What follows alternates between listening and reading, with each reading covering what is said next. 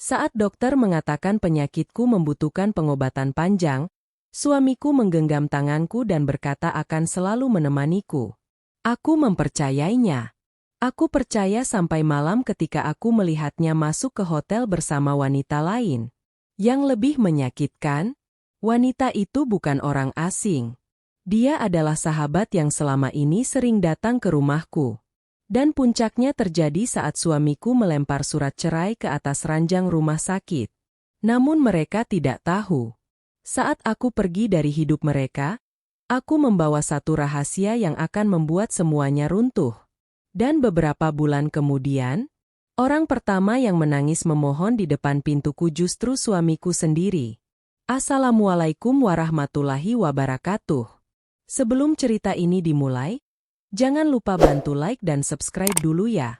Semoga siapapun yang menekan tombol subscribe di channel ini, dilancarkan rezekinya, dipanjangkan umurnya, disehatkan badannya, dan keluarganya selalu dijauhkan dari kesedihan serta dipenuhi kebahagiaan.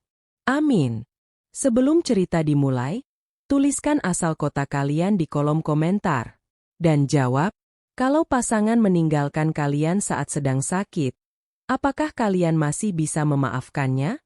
Saat aku sakit, aku masih percaya suamiku adalah tempat pulangku. Namaku Rahayu. Kalau ada yang bertanya kapan hari paling menakutkan dalam hidupku, aku akan menjawab tanpa ragu. Hari ketika dokter memanggil namaku ke ruang konsultasi. Hari itu awalnya terlihat biasa saja.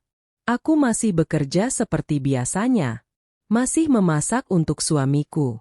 Masih membersihkan rumah. Masih tersenyum saat tetangga menyapa. Tidak ada yang aneh. Tidak ada tanda-tanda bahwa hidupku akan berubah. Namun selama beberapa bulan terakhir tubuhku memang sering terasa lemah. Aku mudah lelah. Sering pusing. Dan berat badanku turun cukup banyak.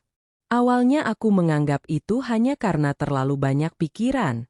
Maklum, aku dan suamiku sedang berusaha memperbaiki kondisi keuangan kami. Jatmiko baru saja membuka usaha kecil-kecilan. Sementara aku membantu dengan menjahit dari rumah. Kami memang tidak kaya. Namun aku selalu merasa cukup. Karena aku memiliki suami yang kucintai. Atau setidaknya, aku masih berpikir seperti itu saat itu. Pagi itu aku akhirnya memutuskan memeriksakan diri ke rumah sakit. Jatmiko ikut mengantarku. Dia terlihat sangat perhatian. Sangat perhatian. Sepanjang perjalanan tangannya terus menggenggam tanganku. Jangan takut. Katanya lembut. Mungkin cuma kecapean. Aku tersenyum. Lalu mengangguk. Karena aku juga berharap begitu. Sangat berharap. Namun harapan itu hancur beberapa jam kemudian. Saat dokter memanggil kami masuk. Wajah dokter terlihat serius. Terlalu serius. Dan saat itulah jantungku mulai berdebar. Sangat kencang. Dokter membuka hasil pemeriksaan. Lalu menatapku. Bu Rahayu. Iya, Dok. Kami menemukan sesuatu yang perlu segera ditangani. Tanganku langsung dingin. Sangat dingin. Aku menoleh ke arah Jatmiko. Dia juga terlihat tegang. Kemudian dokter menjelaskan panjang lebar. Namun jujur saja, aku tidak mampu mengingat semuanya. Karena pikiranku sudah kosong. Yang kuingat hanya satu hal. Penyakit serius. Pengobatan panjang. Kemungkinan komplikasi. Dan biaya yang tidak sedikit. Aku langsung menangis. Tidak bisa menahannya. Karena saat itu yang terbayang bukan diriku. Melainkan masa depan. Rumah tangga. Dan impian kecil yang selama ini kami bangun bersama. Namun saat itulah Jatmiko memelukku. Erat. Sangat erat. Dan kalimat yang dia ucapkan hari itu masih kuingat sampai sekarang. Aku nggak akan ninggalin kamu. Air mataku semakin deras. Karena aku percaya. Aku sungguh percaya. Aku akan tetap di sini. Katanya lagi. Kita hadapi semuanya bersama. Saat itu aku merasa menjadi wanita paling beruntung di dunia. Karena di tengah ketakutan terbesar dalam hidupku, aku masih memiliki suami yang setia. Atau setidaknya, aku mengira begitu.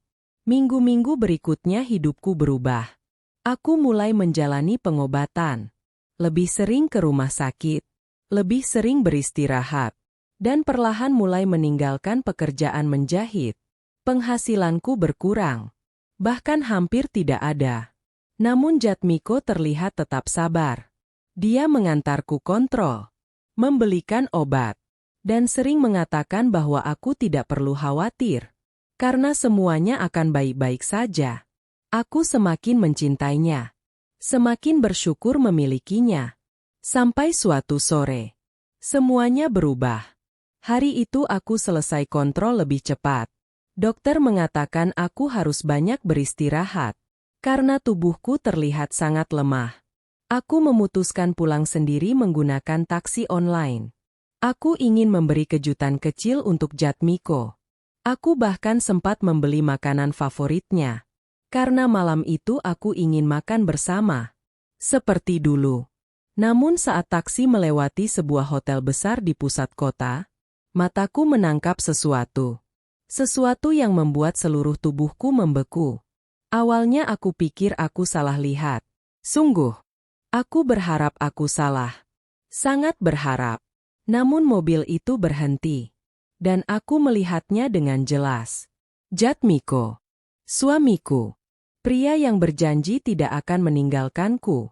Pria yang setiap hari mengatakan akan mendampingiku. Pria yang tadi pagi masih mencium keningku sebelum berangkat. Dia berdiri di depan hotel. Dan dia tidak sendirian. Ada seorang wanita di sampingnya. Wanita yang sangat kukenal. Wanita yang sering datang ke rumahku. Wanita yang selama ini kupanggil sahabat. Larasati. Tanganku langsung gemetar. Makanan yang kubeli jatuh ke lantai mobil. Napas terasa sesak. Sangat sesak. Aku terus menatap keluar jendela. Berharap ada penjelasan. Berharap semua ini hanya salah paham. Namun beberapa detik kemudian, aku melihat Larasati menggandeng tangan suamiku. Dan Jatmiko tidak menolak. Tidak melepaskan tangannya.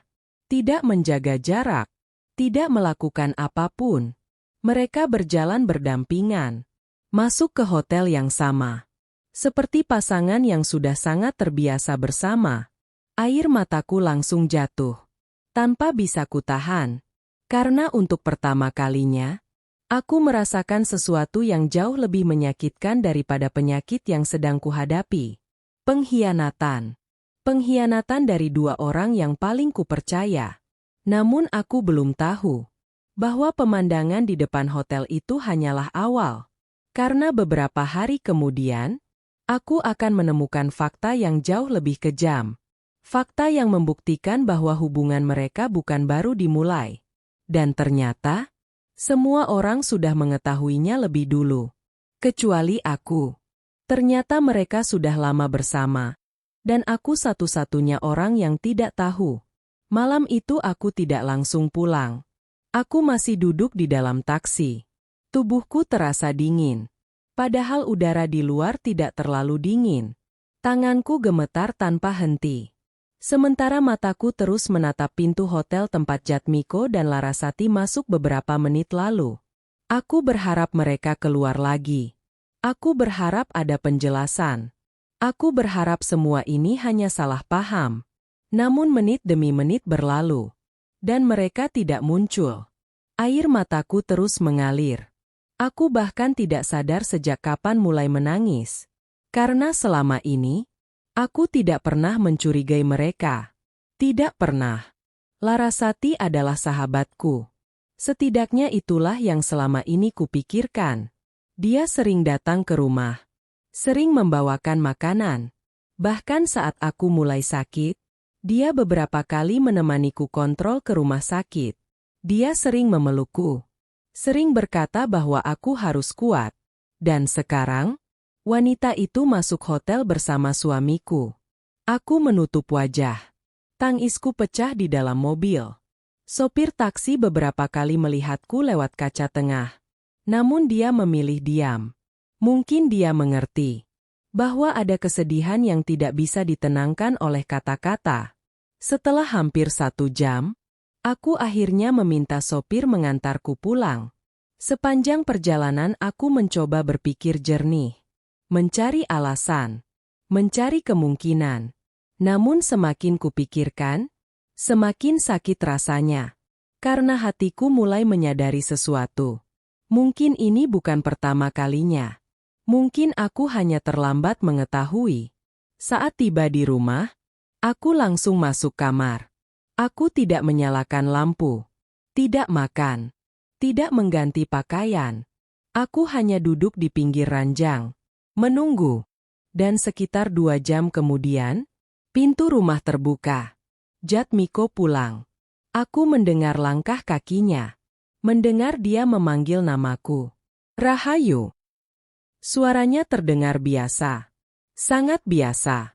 Seolah tidak terjadi apa-apa. Seolah beberapa jam lalu aku tidak melihatnya masuk hotel bersama wanita lain. Aku menghapus air mata. Lalu keluar dari kamar.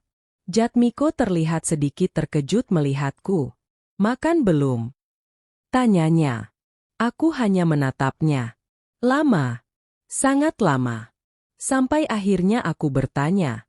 Kamu dari mana? Wajahnya berubah sesaat. Sangat cepat. Namun aku melihatnya. Aku melihat kepanikan kecil itu. Aku ada urusan kerja. Jawabnya. Bohong. Aku tahu dia sedang berbohong. Dan yang lebih menyakitkan, dia mengatakannya tanpa rasa bersalah. Aku lihat kamu. Kataku pelan. Jatmiko langsung membeku. Apa? Aku lihat kamu masuk hotel sama Larasati. Ruangan langsung sunyi. Sangat sunyi. Aku bisa mendengar detak jantungku sendiri. Sementara wajah Jatmiko perlahan berubah pucat. Untuk beberapa detik dia tidak menjawab. Tidak menyangkal. Tidak marah. Tidak juga meminta maaf. Dia hanya diam. Dan diamnya justru menjadi jawaban yang paling menyakitkan. Air mataku kembali jatuh. Karena aku mulai memahami sesuatu. Kalau dia tidak bersalah, dia pasti langsung membantah. Tapi dia tidak melakukannya. Aku bisa jelaskan. Katanya akhirnya. Namun suaranya terdengar lemah. Aku tertawa kecil. Tertawa yang lebih mirip tangisan. Jelaskan apa? Tadi aku lihat dengan mata kepala sendiri. Jatmiko memejamkan mata. Lalu duduk perlahan. Dan saat itulah dunia yang selama ini kubangun runtuh. Karena dia tidak lagi menyangkal. Tidak lagi. Hubungan itu memang ada. Hubungan itu memang nyata. Namun yang membuatku lebih hancur adalah kalimat berikutnya. Itu bukan baru terjadi. Aku langsung menatapnya. Tidak percaya. Sama sekali tidak percaya. Bukan baru terjadi. Ulangku pelan. Jatmiko menunduk. Tidak berani menatapku. Dan itu membuatku semakin takut. Sangat takut. Sudah beberapa bulan. Dunia terasa berhenti. Beberapa bulan. Beberapa bulan. Artinya saat aku mulai sakit, saat aku mulai bolak-balik rumah sakit, saat aku menangis karena takut kehilangan hidupku. Dia sudah bersama Larasati. Air mataku mengalir semakin deras. Karena rasa sakit yang kurasakan bukan lagi sekadar pengkhianatan, melainkan penghinaan. Aku merasa bodoh. Sangat bodoh. Karena selama ini aku mempercayai mereka. Keesokan harinya aku menghubungi Wagini. Sahabat lama yang sudah mengenalku sejak sekolah. Awalnya aku hanya ingin menangis. Hanya ingin bercerita. Namun saat mendengar semuanya, Wagini justru terdiam. Lama sekali. Sampai akhirnya aku merasa ada sesuatu yang aneh. Wagini. Iya. Kamu kenapa? Suaranya langsung berubah. Dan apa yang dia katakan membuat darahku terasa dingin. Rahayu. Aku sebenarnya sudah curiga sejak lama. Aku langsung membeku. Karena itu berarti ada sesuatu yang lebih buruk. Jauh lebih buruk. Apa maksudmu? Wagini terdengar ragu. Sangat ragu. Namun akhirnya dia berkata jujur. Aku pernah lihat mereka beberapa kali. Tanganku langsung lemas. Ponsel hampir jatuh. Karena kalimat berikutnya menghancurkan sisa harapanku. Bukan cuma aku. Beberapa orang juga pernah lihat mereka bersama. Air mataku langsung mengalir tanpa henti. Karena akhirnya aku mengerti. Semua orang sudah tahu. Tetangga tahu. Teman-teman tahu. Bahkan Wagini curiga. Dan hanya aku, istri sahnya, yang tidak tahu apa-apa. Namun aku belum menyadari satu hal. Bahwa Jatmiko bukan hanya berselingkuh. Dia sudah membuat keputusan. Keputusan yang akan menghancurkan rumah tangga kami. Dan 3 hari kemudian, dia akan mengatakannya langsung di depan wajahku. Sebuah kalimat yang tidak pernah kubayangkan keluar dari mulut pria yang dulu berjanji mencintaiku seumur hidup. Saat aku masih berjuang melawan penyakit, suamiku meminta cerai. Sejak malam pengakuan itu, hidupku terasa seperti mimpi buruk yang tidak kunjung selesai. Aku masih bangun setiap pagi, masih minum obat, masih menjalani pemeriksaan, masih berusaha terlihat kuat.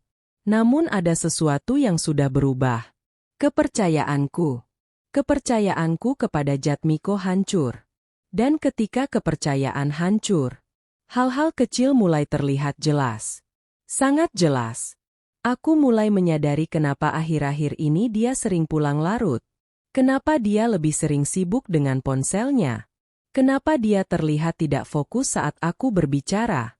Dan kenapa setiap kali aku menangis karena takut menghadapi penyakitku? Dia hanya diam. Dulu aku menganggap itu karena dia juga sedang stres. Namun sekarang aku tahu, perhatiannya sudah terbagi. Atau mungkin, sudah bukan untukku lagi. 3 hari setelah pengakuan itu, rumah kami terasa sangat dingin. Bukan karena cuaca, melainkan karena tidak ada lagi percakapan. Aku dan Jatmiko seperti 2 orang asing yang kebetulan tinggal di bawah satu atap. Hari itu aku baru pulang dari rumah sakit. Tubuhku lemas. Kepalaku pusing. Dan hasil pemeriksaan terbaru membuatku semakin takut. Aku hanya ingin pulang, beristirahat, dan mencoba melupakan semuanya. Namun saat membuka pintu rumah, aku langsung merasa ada sesuatu yang tidak beres. Jatmiko sudah duduk di ruang tamu. Sendirian. Di depannya ada sebuah map coklat. Dan ekspresi wajahnya membuat jantungku berdebar. Karena aku pernah melihat ekspresi itu sebelumnya. Ekspresi seseorang yang sudah mengambil keputusan. Keputusan besar. Rahayu. Katanya pelan. Aku langsung merasa tidak nyaman. Sangat tidak nyaman. Karena dia memanggil namaku seperti orang asing. Bukan seperti suami yang biasanya memanggilku dengan panggilan sayang. Aku duduk perlahan. Tubuhku terasa berat. Ada apa? Jatmiko tidak langsung menjawab. Dia hanya menatap lantai. Lama. Sangat lama. Lalu akhirnya mengeluarkan satu kalimat yang membuat darahku terasa dingin. Kita nggak bisa lanjut seperti ini. Aku membeku. Karena jauh di dalam hati, aku sudah tahu arah pembicaraan ini. Namun aku tetap berharap salah. Sangat berharap. Maksud kamu? Suaraku bergetar. Jatmiko menarik napas panjang. Lalu berkata sesuatu yang menghancurkan hatiku. Aku ingin kita berpisah. Air mataku langsung jatuh. Tanpa peringatan. Tanpa bisa kutahan. Karena meskipun aku sudah melihat pengkhianatannya, tetap saja mendengar kalimat itu terasa seperti ditikam. Sangat sakit. Saat aku sakit. Bisikku. Jatmiko memalingkan wajah. Dan itu membuatku semakin terluka. Karena dia bahkan tidak berani menatapku. Saat aku lagi berjuang begini. Ulangku. Tangisku mulai pecah. Namun Jatmiko tetap diam. Diam yang membuatku merasa semakin tidak berharga. Apa karena Larasati? Untuk pertama kalinya, dia tidak menyangkal, tidak membantah, tidak marah, tidak mengatakan aku salah paham. Dia hanya berkata pelan, "Aku mencintainya." Dunia terasa runtuh. Benar-benar runtuh. Karena kalimat itu lebih menyakitkan daripada semua yang pernah kudengar. Lebih menyakitkan daripada diagnosis penyakitku. Lebih menyakitkan daripada rasa sakit saat menjalani pengobatan. Karena yang hancur bukan tubuhku, melainkan hatiku. Aku menangis tanpa suara. Sementara Jatmiko terus berbicara. Seolah sedang menjelaskan sesuatu yang masuk akal. Aku sudah lama merasa hubungan kita berubah. Semuanya berbeda. Aku capek. Aku langsung tertawa. Tertawa yang bercampur tangis. Karena aku tidak percaya dengan apa yang kudengar. Dia capek, aku yang sakit. Aku yang harus menelan obat setiap hari. Aku yang harus menghadapi ketakutan setiap malam. Namun dia yang merasa capek. Ironis sekali. Aku nggak pernah minta sakit, Jatmiko. Kataku sambil menangis. Aku juga nggak pernah minta kamu menanggung semua ini sendirian. Untuk sesaat, aku melihat rasa bersalah di wajahnya. Namun hanya sesaat. Karena beberapa detik kemudian, dia kembali menjadi dingin. Dan saat itulah pukulan berikutnya datang. Jatmiko mendorong map coklat di atas meja ke arahku. Aku sudah siapkan semuanya. Aku menatap map itu. Jantungku berdebar semakin kencang. Dan ketika membukanya, seluruh tubuhku langsung lemas, karena di dalamnya ada dokumen yang tidak pernah kubayangkan akan kulihat. Dokumen perceraian. Dia bahkan sudah menyiapkannya. Sudah memikirkannya. Sudah merencanakannya. Saat aku masih percaya dia sedang berjuang bersamaku. Air mataku jatuh membasahi kertas. Namun yang tidak diketahui Jatmiko, bukan hanya aku yang akan hancur karena keputusan ini. Karena seseorang yang selama ini mendukung hubungannya dengan Larasati, akan segera datang ke rumah. Dan wanita itu akan membuat luka di hatiku semakin dalam.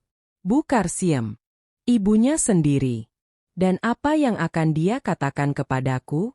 Membuatku berharap lebih baik aku tidak pernah mendengarnya. Ibu mertuaku datang ke rumah sakit dan memperlakukanku seperti aku sudah tidak berharga.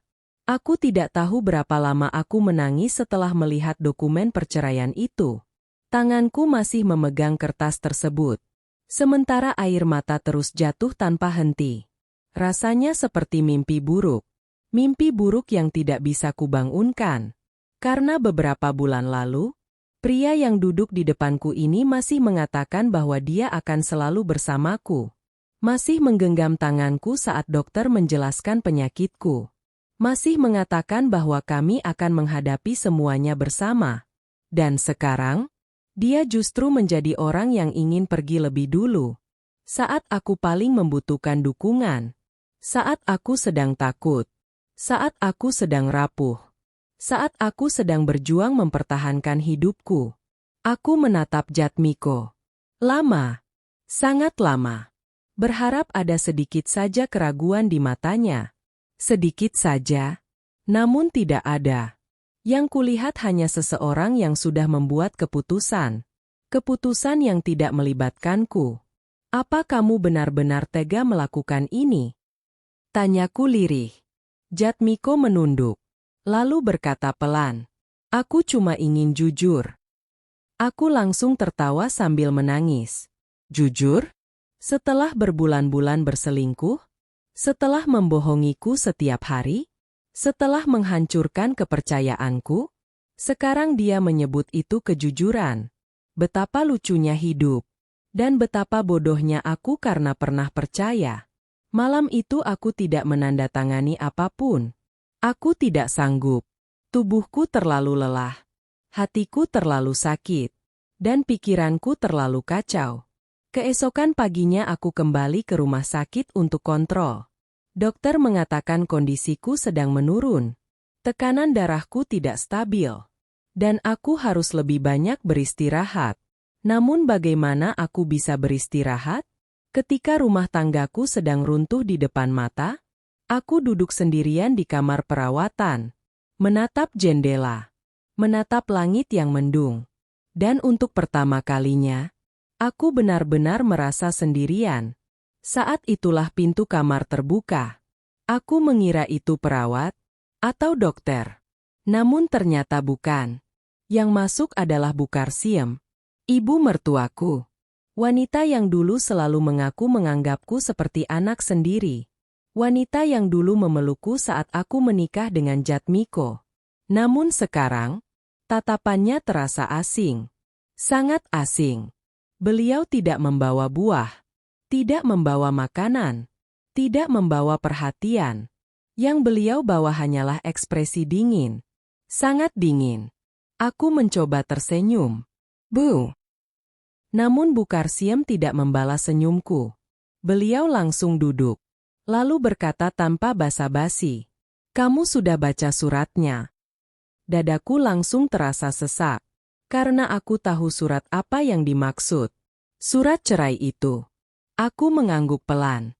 Dan beberapa detik kemudian, kalimat yang keluar dari mulutnya membuatku benar-benar hancur. Kalau bisa jangan dipersulit. Aku langsung membeku. Karena aku tidak percaya dengan apa yang baru saja kudengar. Bu. Suaraku bergetar. Namun Bu Karsiem melanjutkan. Jatmiko masih muda. Dia masih punya masa depan. Setiap kata yang keluar terasa seperti pisau. Menusuk sedikit demi sedikit. Dan beliau belum selesai. Kamu sakit. Air mataku langsung jatuh. Karena cara beliau mengatakannya membuatku merasa seperti beban. Seperti barang rusak. Seperti seseorang yang tidak lagi memiliki nilai. Apa salahnya kalau dia mencari kebahagiaan? Tangisku pecah saat itu juga. Karena aku tidak pernah menyangka. Tidak pernah. Bahwa seorang ibu bisa mengatakan hal seperti itu kepada menantunya yang sedang sakit. Aku juga nggak mau sakit, Bu. Kataku sambil menangis. Aku juga nggak pernah minta semua ini terjadi. Namun Bu Karsiem hanya menghela napas. Seolah aku sedang menyulitkan hidup mereka. Seolah akulah masalahnya. Bukan perselingkuhan. Bukan pengkhianatan. Bukan kebohongan. Melainkan aku. Wanita yang sedang sakit. Dan saat itulah aku menyadari sesuatu yang sangat menyakitkan. Selama ini, mereka tidak lagi melihatku sebagai keluarga. Mereka hanya melihatku sebagai hambatan. Hambatan yang ingin segera disingkirkan. Bu Karsiem kemudian membuka tasnya. Mengeluarkan map yang sama. Dan mendorongnya ke arahku. Kalau kamu benar sayang sama Jatmiko, lepaskan dia. Aku langsung menutup wajahku. Karena aku tidak sanggup lagi mendengar semuanya. Tidak sanggup. Namun luka itu belum mencapai puncaknya. Karena tepat saat Bu Karsiem berdiri hendak pergi, seseorang muncul di depan pintu kamar. Dan orang itu membuat seluruh tubuhku membeku. Larasati. Wanita yang merebut suamiku. Wanita yang dulu kupanggil sahabat. Dia berdiri di sana. Dengan senyum tipis di wajahnya. Dan dari tatapannya, aku langsung tahu. Dia datang bukan untuk meminta maaf. Dia datang untuk memastikan aku benar-benar kalah. Dan apa yang akan dia lakukan di kamar rumah sakit itu? Menjadi penghinaan paling kejam yang pernah kuterima sepanjang hidupku. Sahabatku merebut suamiku. Lalu datang ke rumah sakit untuk mempermalukanku. Aku masih duduk di atas ranjang rumah sakit. Air mataku belum berhenti mengalir. Kata-kata Bu Karsiem masih terngiang di kepalaku. Kamu sakit. Jatmiko masih punya masa depan. Kalimat itu terus berputar. Menusuk. Menghancurkan. Dan membuatku merasa seperti manusia yang sudah tidak berharga. Namun ternyata, penderitaan hari itu belum selesai. Karena saat Bu Karsiem berdiri dan melangkah ke pintu, aku melihat seseorang berdiri di sana. Seseorang yang membuat dadaku langsung terasa panas. Larasati. Wanita yang selama ini kupanggil sahabat. Wanita yang pernah menemaniku menangis. Wanita yang pernah memelukku saat aku menerima hasil pemeriksaan dokter. Dan wanita yang ternyata merebut suamiku. Dia berdiri di depan pintu. Memakai pakaian mahal. Wajahnya dirias sempurna. Dan yang paling membuatku sakit, dia tersenyum. Bukan senyum ramah. Bukan senyum bersalah. Melainkan senyum kemenangan. Senyum seseorang yang merasa berhasil mengambil sesuatu dari orang lain. Aku langsung memalingkan wajah. Karena melihatnya saja membuat dadaku sesak. Sangat sesak. Namun Larasati justru masuk ke dalam kamar. Tanpa rasa sungkan. Tanpa rasa malu. Seolah dia berhak berada di sana. Hayu. Sapanya lembut. Dulu aku mungkin akan merasa hangat mendengar suara itu. Namun sekarang, suara itu terdengar seperti racun. Aku tidak menjawab. Tidak ingin. Tidak sanggup. Namun Larasati tetap berjalan mendekat. Lalu duduk di kursi yang berada di samping ranjangku. Seolah kami masih sahabat. Seolah dia tidak sedang menghancurkan hidupku. Aku sebenarnya nggak mau semua ini terjadi. Katanya. Aku langsung tertawa kecil. Tertawa yang penuh luka. Karena kalimat itu terasa sangat munafik. Sangat munafik. Kamu nggak mau. Ulangku pelan. Larasati menunduk. Berusaha terlihat sedih. Namun aku sudah tidak percaya. Sama sekali tidak percaya. Perasaan itu datang sendiri. Lanjutnya. Aku dan Jatmiko nggak pernah merencanakannya. Air mataku langsung jatuh lagi. Karena betapa mudahnya dia mengucapkan itu. Perasaan datang sendiri? Lalu bagaimana dengan pengkhianatan? Bagaimana dengan kebohongan? Bagaimana dengan semua hari ketika dia duduk di rumahku sambil tersenyum di depanku? Aku menggenggam selimut erat-erat. Berusaha menahan diri. Karena aku takut kehilangan kendali. Namun Larasati belum selesai. Dan kalimat berikutnya benar-benar membuatku hancur. Jatmiko bahagia sama aku. Ruangan langsung terasa sunyi. Sangat sunyi. Karena kalimat itu bukan sekadar pengakuan, melainkan penghinaan. Aku menatapnya. Dan untuk pertama kalinya, aku melihat wajah asli wanita itu. Tidak ada rasa bersalah. Tidak ada penyesalan. Yang ada hanya kesombongan. Seolah dia sedang memamerkan kemenangan. Aku harap kamu bisa ikhlas. Katanya lagi. Ikhlas? Aku hampir tidak percaya mendengar kata itu. Mereka menghancurkan rumah tanggaku. Mereka mengkhianatiku. Mereka meninggalkanku saat sakit. Lalu sekarang meminta aku ikhlas? Tangisku pecah. Namun bukan karena lemah. Melainkan karena terlalu sakit. Terlalu sakit. Saat itulah suara seseorang terdengar dari pintu. Keluar. Kami semua menoleh. Dan melihat seorang pria berdiri di sana. Dokter Arman. Dokter yang selama ini menangani pengobatanku. Wajahnya terlihat sangat marah. Sangat marah. Saya bilang keluar. Ulangnya. Larasati langsung terkejut. Begitu juga Bukarsiem. Dokter Arman berjalan mendekat. Lalu berkata tegas. Pasien ini sedang dalam kondisi tidak stabil. Kalau kalian datang hanya untuk membuat tekanan emosinya memburuk, saya minta keluar sekarang. Untuk pertama kalinya hari itu, ada seseorang yang membelaku. Dan aku hampir menangis lagi karenanya. Larasati terlihat kesal. Namun akhirnya dia berdiri. Sebelum pergi, dia sempat menatapku. Dan berbisik pelan. Aku akan menikah dengan Jatmiko. Kemudian dia pergi. Meninggalkan luka yang semakin dalam. Malam itu aku menangis sampai tertidur. Dan ketika bangun keesokan paginya, aku menemukan sesuatu yang tidak pernah kuduga. Dokter Arman meninggalkan sebuah amplop di meja samping tempat tidurku. Di dalam amplop itu terdapat salinan hasil pemeriksaan lama. dan secarik catatan pendek. Catatan yang membuat seluruh tubuhku membeku. Karena di sana tertulis, Bu Rahayu, ada sesuatu yang tidak sesuai dalam hasil diagnosis pertama Anda. Saya rasa seseorang telah menyembunyikan kebenaran. Tanganku langsung gemetar. Jantungku berdebar sangat kencang. Karena jika catatan itu benar, maka bukan hanya rumah tanggaku yang dibangun di atas kebohongan. Penyakitku juga mungkin tidak seperti yang selama ini kupercaya.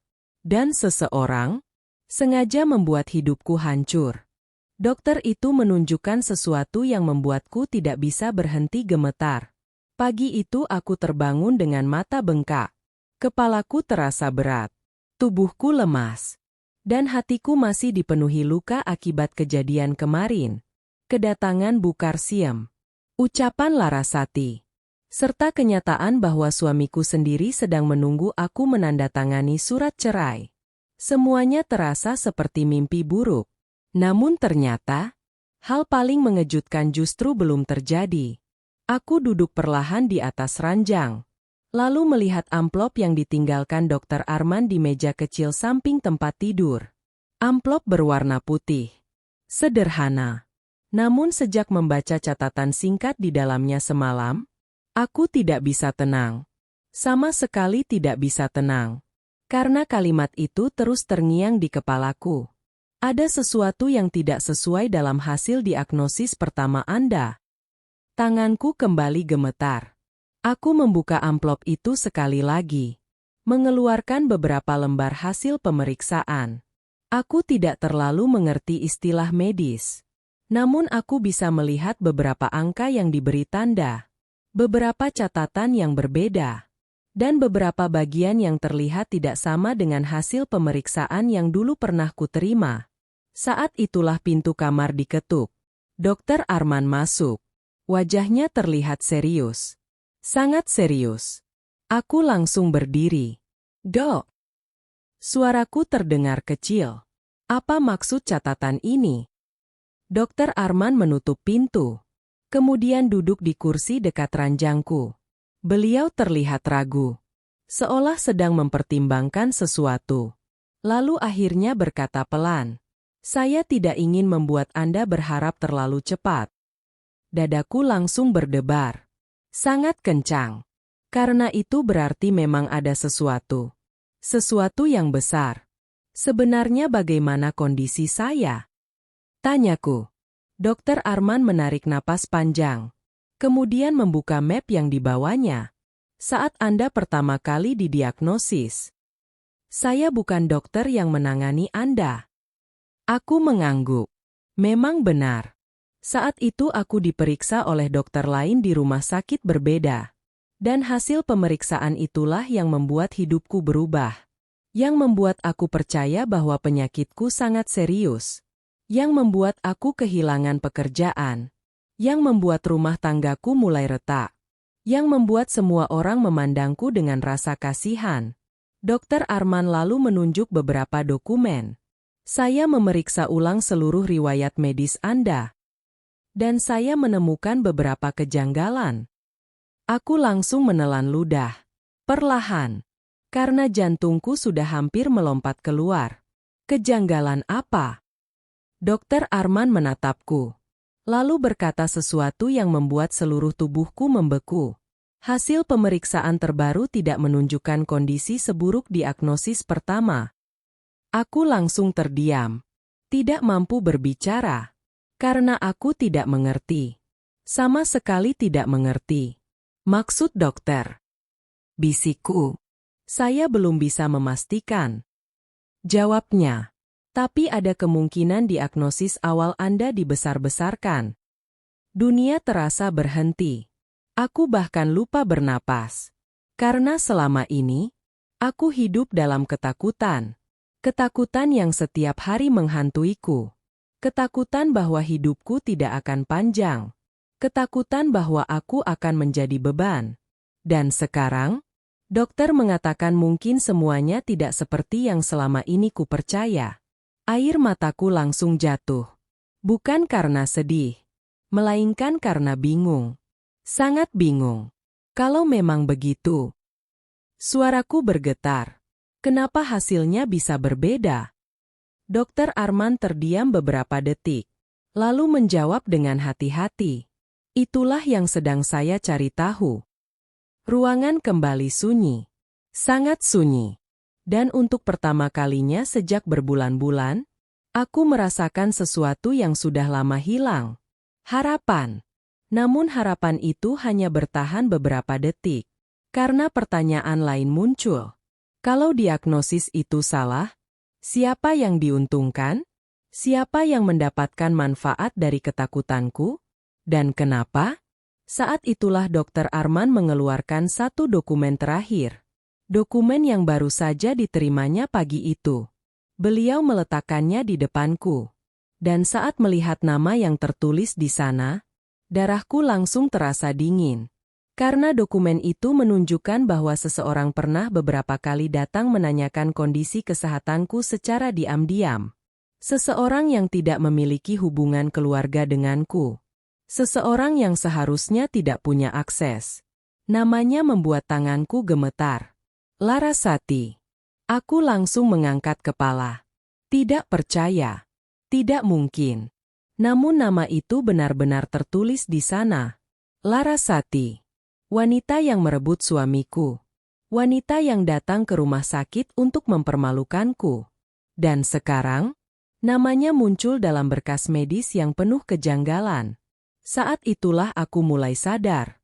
Mungkin perselingkuhan mereka bukan satu-satunya rahasia. Mungkin ada sesuatu yang jauh lebih besar, jauh lebih gelap. Dan jika dugaanku benar, maka Larasati tidak hanya mengambil suamiku. Dia mungkin ikut menghancurkan hidupku sejak awal. Namun aku belum tahu bahwa beberapa hari kemudian aku akan menemukan bukti yang membuatku benar-benar syok. Karena ternyata hubungan Larasati dan Jatmiko dimulai jauh sebelum aku jatuh sakit. Jauh lebih lama dari yang selama ini mereka akui. Aku menemukan bukti bahwa mereka sudah mengkhianatiku jauh sebelum aku sakit. Sejak melihat nama Larasati di berkas rumah sakit itu, aku tidak bisa tidur. Sama sekali tidak bisa. Pikiranku dipenuhi pertanyaan. Kenapa Larasati mencari tahu kondisi kesehatanku? Kenapa dia sampai berhubungan dengan rumah sakit? Dan yang paling membuatku takut, apa hubungannya semua itu dengan diagnosis yang selama ini menghancurkan hidupku? Aku terus memikirkan semuanya. Sampai kepalaku terasa sakit. Namun satu hal mulai jelas. Ada sesuatu yang mereka sembunyikan. Sesuatu yang jauh lebih besar daripada perselingkuhan. Dan untuk pertama kalinya, aku memutuskan berhenti menangis. Aku ingin mencari kebenaran. Karena selama ini aku terlalu sibuk menjadi korban. Terlalu sibuk mempertahankan rumah tangga. Terlalu sibuk menyalahkan diri sendiri. Sekarang aku ingin tahu apa yang sebenarnya terjadi. 2 hari kemudian aku diperbolehkan pulang sementara. Dokter Arman masih menjadwalkan beberapa pemeriksaan lanjutan. Namun kondisiku sudah cukup stabil. Saat memasuki rumah, suasana terasa asing. Sangat asing. Rumah yang dulu penuh tawa. Rumah yang dulu menjadi tempatku pulang. Kini terasa seperti rumah orang lain. Jatmiko tidak ada. Katanya sedang bekerja. Namun aku sudah tidak percaya lagi. Sementara itu, aku mulai membereskan beberapa barang di kamar. Bukan karena ingin pindah. Aku hanya ingin menenangkan pikiran. Namun tanpa sengaja, aku menemukan sesuatu. Sebuah kotak kecil di bagian belakang lemari. Kotak yang belum pernah kulihat sebelumnya. Awalnya aku tidak terlalu memperhatikan. Namun saat membuka isinya, jantungku langsung berdebar. Karena di dalamnya ada beberapa foto. Foto-foto lama. Sangat lama. Tanganku mulai gemetar. Karena salah satu foto menunjukkan Jatmiko dan Larasati sedang makan bersama. Bukan itu yang membuatku syok. Melainkan tanggal di bagian belakang foto. Foto itu diambil hampir 2 tahun lalu.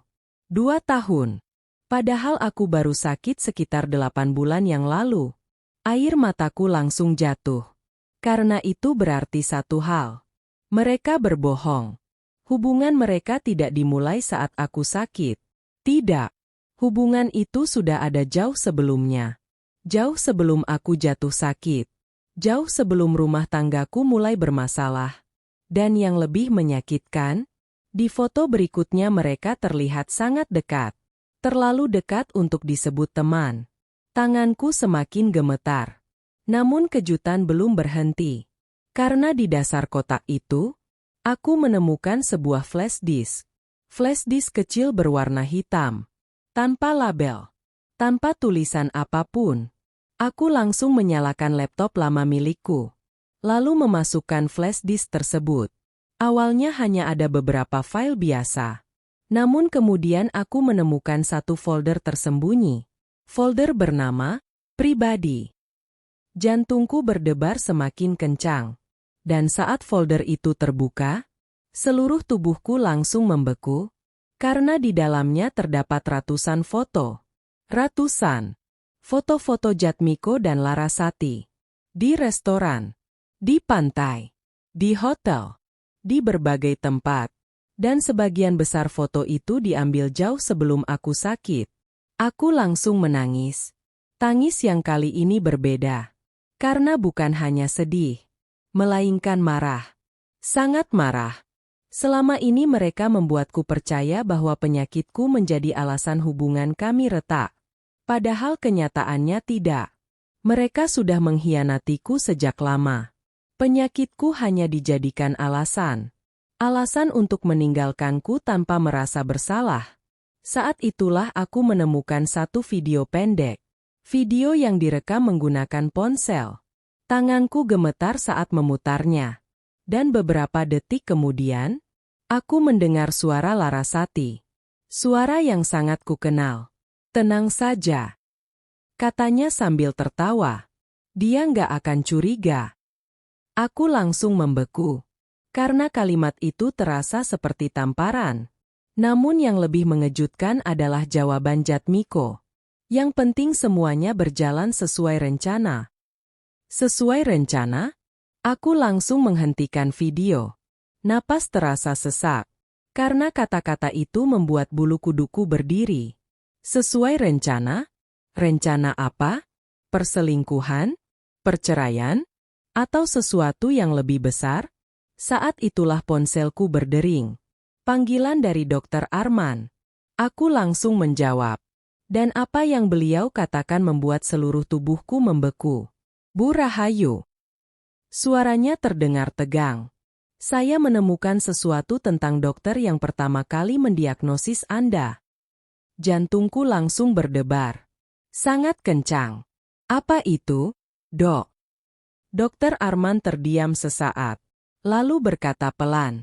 Dokter itu ternyata pernah bekerja di klinik milik Paman Larasati. Ponsel hampir terlepas dari tanganku. Karena untuk pertama kalinya, potongan-potongan misteri itu mulai tersusun. Dan semuanya mengarah ke satu orang. Larasati. Wanita yang merebut suamiku. Wanita yang muncul dalam berkas rumah sakit. Wanita yang kini terhubung dengan diagnosis yang mengubah hidupku. Dan jika dugaanku benar, maka penyakitku mungkin bukan satu-satunya kebohongan. Karena seseorang tampaknya sudah merencanakan kehancuranku sejak lama. Aku mulai menyelidiki Larasati, dan kebenaran yang kutemukan jauh lebih mengerikan. Setelah telepon dari Dokter Arman berakhir, aku masih duduk membeku di depan laptop. Tanganku dingin. Jantungku berdebar sangat kencang. Karena semua yang terjadi mulai terlihat seperti potongan puzzle. Potongan-potongan yang selama ini tersebar.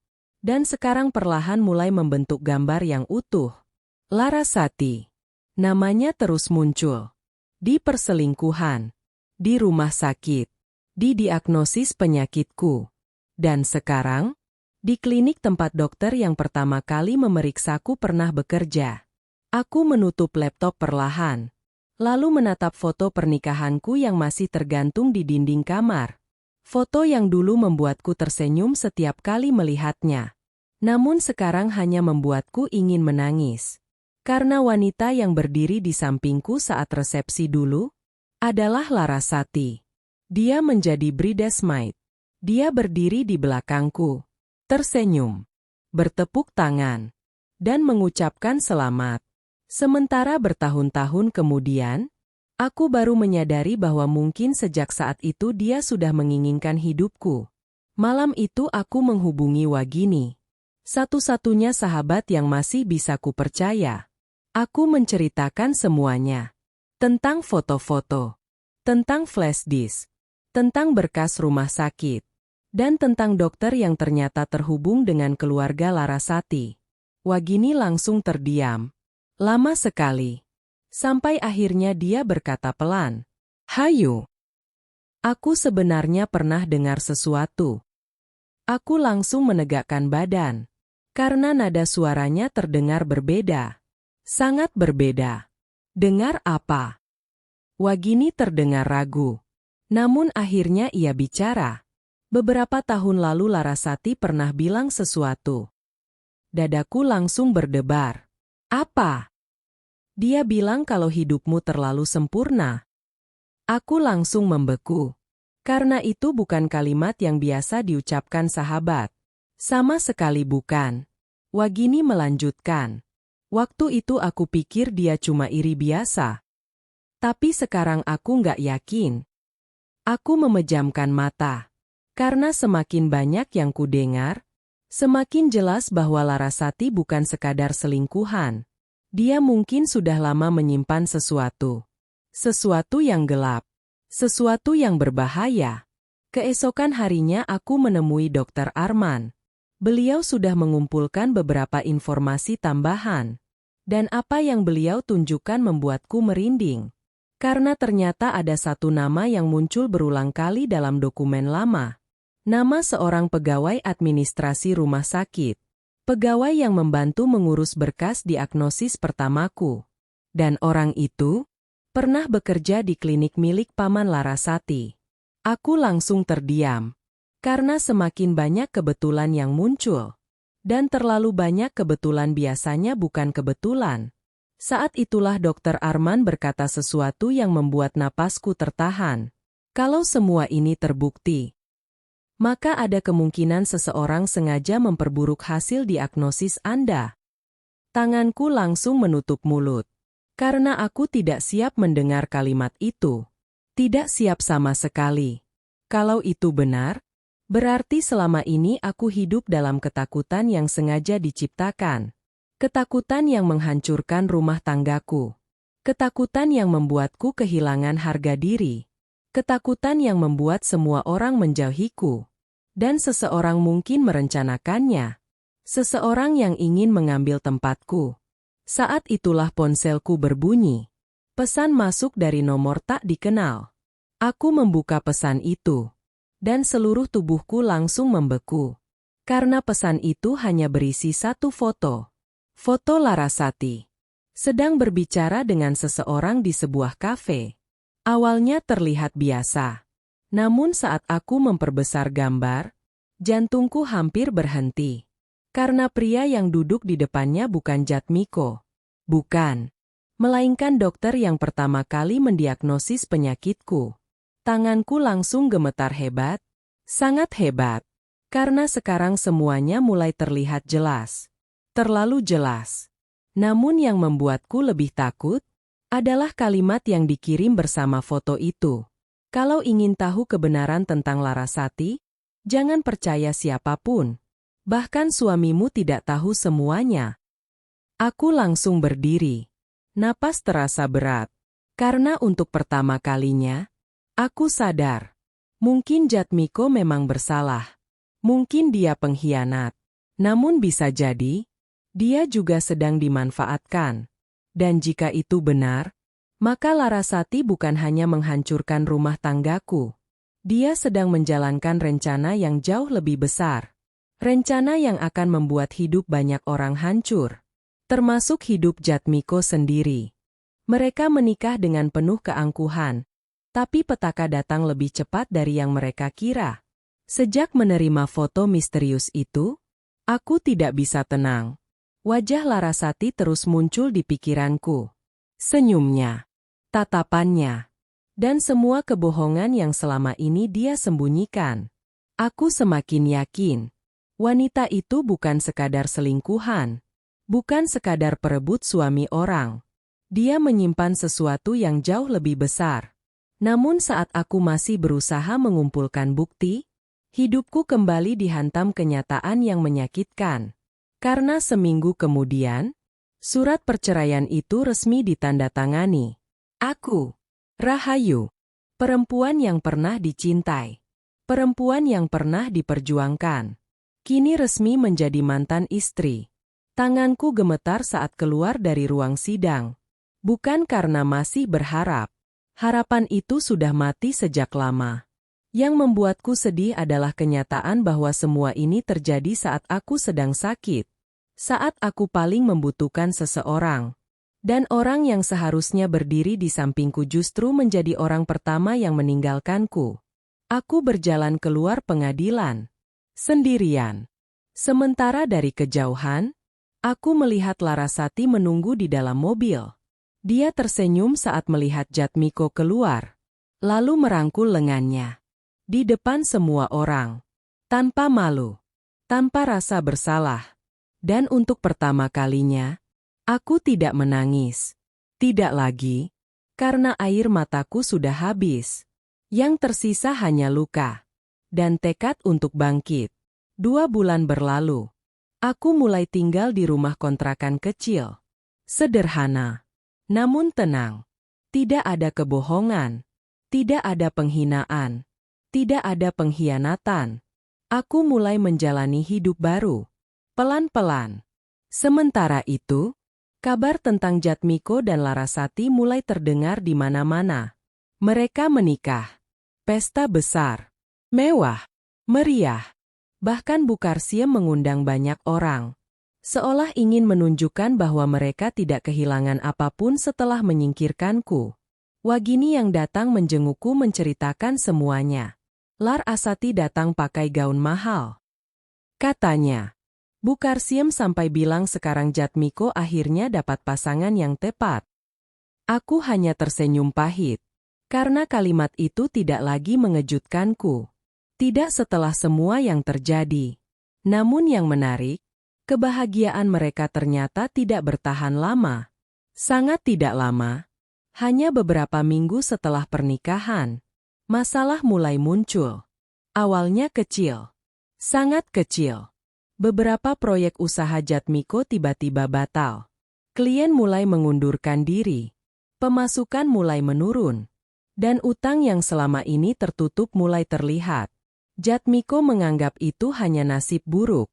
Namun kenyataannya tidak sesederhana itu. Karena setiap hari, masalah baru muncul. Masalah yang lebih besar. Lebih rumit. Lebih mengkhawatirkan. Sampai akhirnya, suatu malam, Wagini meneleponku. Suaranya terdengar panik. Hayu, ada kabar besar. Jantungku langsung berdebar. Ada apa? Wagini menarik napas. Lalu berkata cepat. Kantor Jatmiko disegel sementara. Aku langsung membeku. Karena itu bukan masalah kecil. Sama sekali bukan. Apa? Waktu pemeriksaan pajak dan laporan keuangan.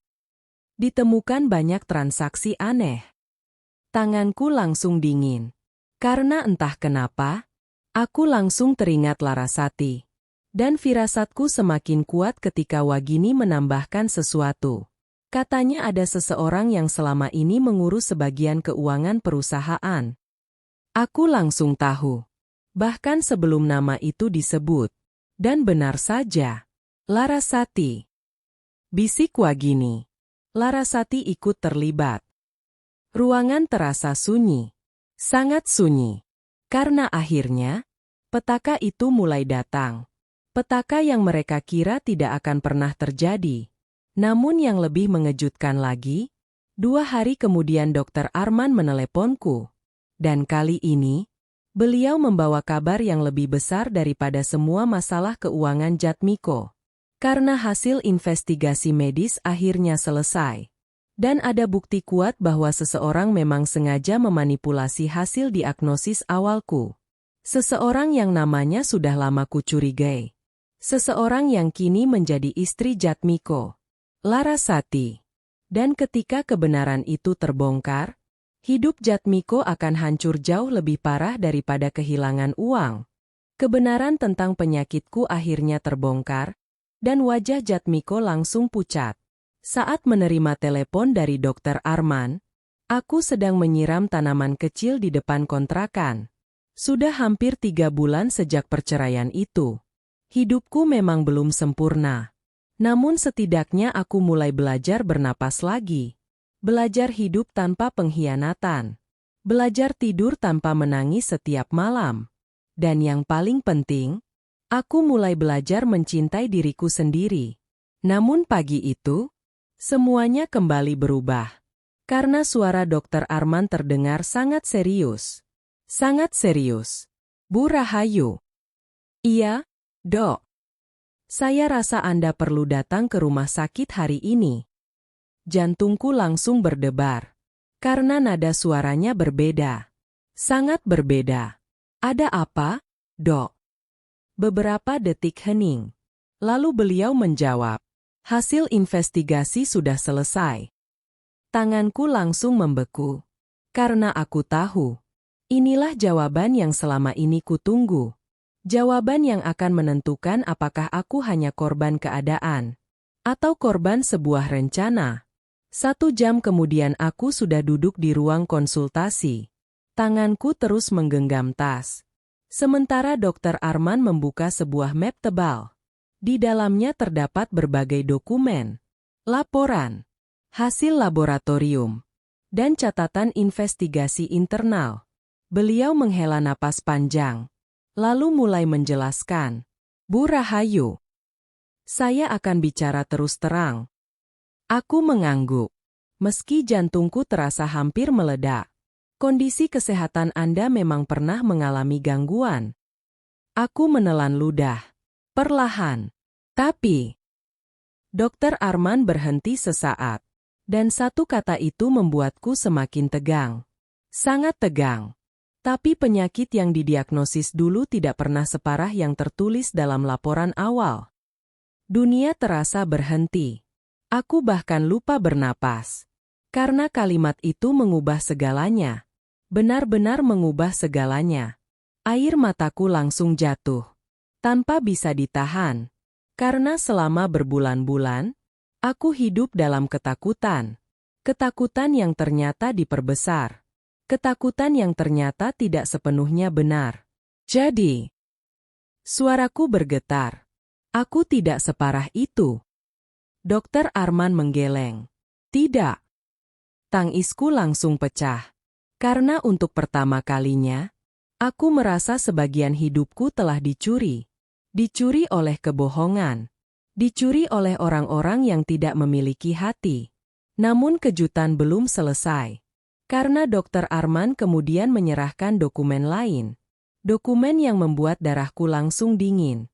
Di sana tercatat beberapa komunikasi mencurigakan.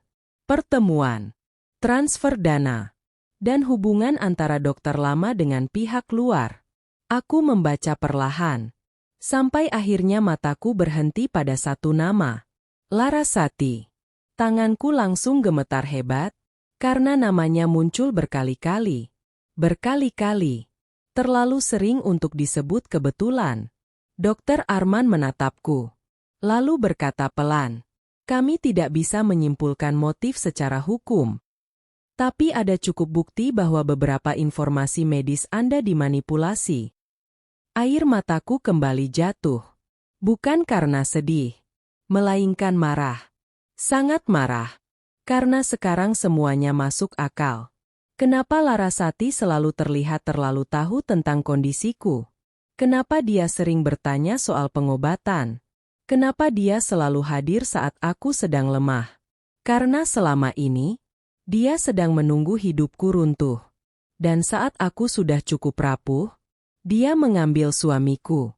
Siang itu aku pulang dengan hati yang campur aduk. Namun ternyata, berita itu tidak berhenti di tanganku. Karena seseorang ternyata sudah mengirim salinan hasil investigasi tersebut kepada Jatmiko. Entah siapa, entah bagaimana caranya. Namun sore itu, untuk pertama kalinya sejak perceraian, Jatmiko datang ke kontrakanku. Aku sedang duduk di teras saat melihat mobilnya berhenti. Jantungku langsung berdebar. Bukan karena rindu. Bukan. Melainkan karena aku tidak ingin melihatnya lagi. Namun saat dia turun dari mobil, aku langsung terdiam. Karena wajahnya sangat pucat. Sangat pucat. Matanya merah. Dan langkahnya terlihat goyah. Seolah baru saja menerima pukulan besar. Dia berdiri di depanku. Lama. Sangat lama. Sampai akhirnya berkata dengan suara bergetar. "Hayu." Aku tidak menjawab, tidak bergerak, tidak tersenyum, tidak melakukan apapun. Dan kemudian, untuk pertama kalinya dalam hidupku, aku melihat Jatmiko menangis. Benar-benar menangis. Aku baru tahu.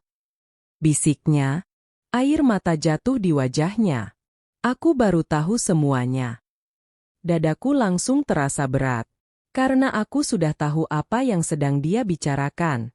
Aku sudah tahu. Namun kalimat berikutnya membuatku semakin terdiam. Aku mungkin bersalah karena selingkuh. Aku mungkin suami yang gagal. Tapi aku nggak pernah tahu kalau Larasati melakukan hal sekejam ini. Tangisnya semakin keras. Dan untuk pertama kalinya, aku melihat penyesalan yang sesungguhnya. Namun aku belum tahu bahwa ini baru permulaan. Karena malam itu juga, Jatmiko akan menemukan rahasia terbesar Larasati. Rahasia yang selama ini disembunyikan rapat-rapat. Rahasia yang membuat seluruh pernikahan mereka dibangun di atas kebohongan. Dan saat rahasia itu terbongkar, hidup Larasati akan runtuh dalam satu malam. Rahasia besar Larasati terbongkar.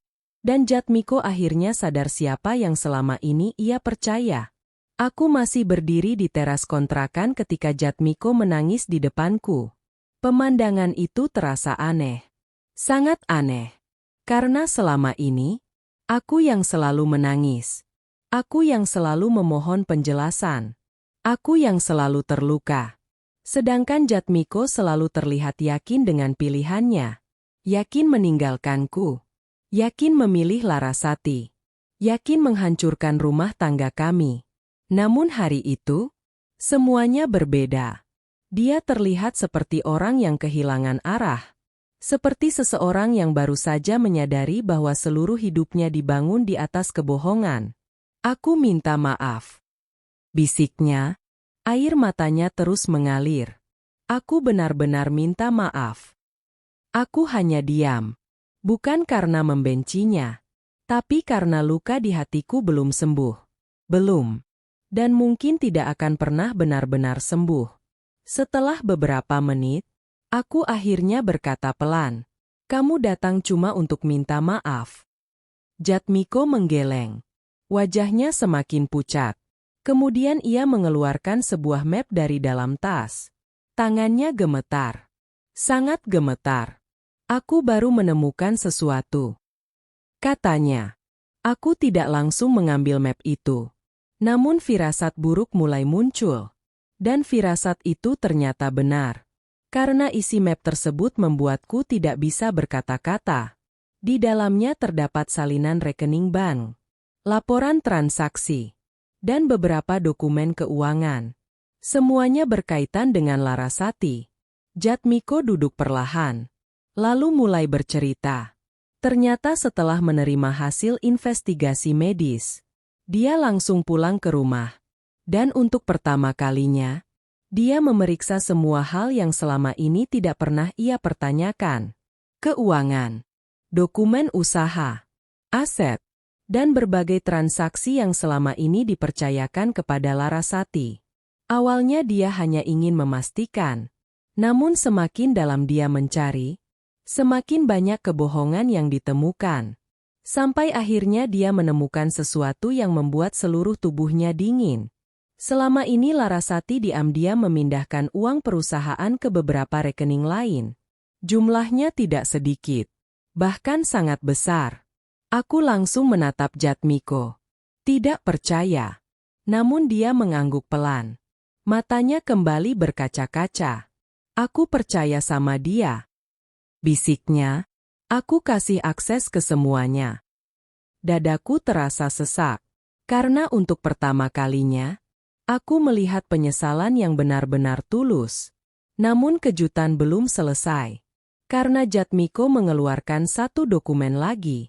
Dokumen yang membuatku membeku. Sangat membeku. Karena itu adalah akta utang. Utang atas nama Jatmiko. Dengan jumlah yang sangat besar. Dan ternyata, utangnya digunakan untuk membiayai gaya hidup Larasati. Tas mahal. Perhiasan. Liburan, mobil, semuanya. Aku langsung terdiam, karena sekarang semuanya mulai terlihat jelas. Larasati tidak mencintai Jatmiko. Tidak, dia hanya memanfaatkan dirinya. Dan saat itulah ponsel Jatmiko berbunyi.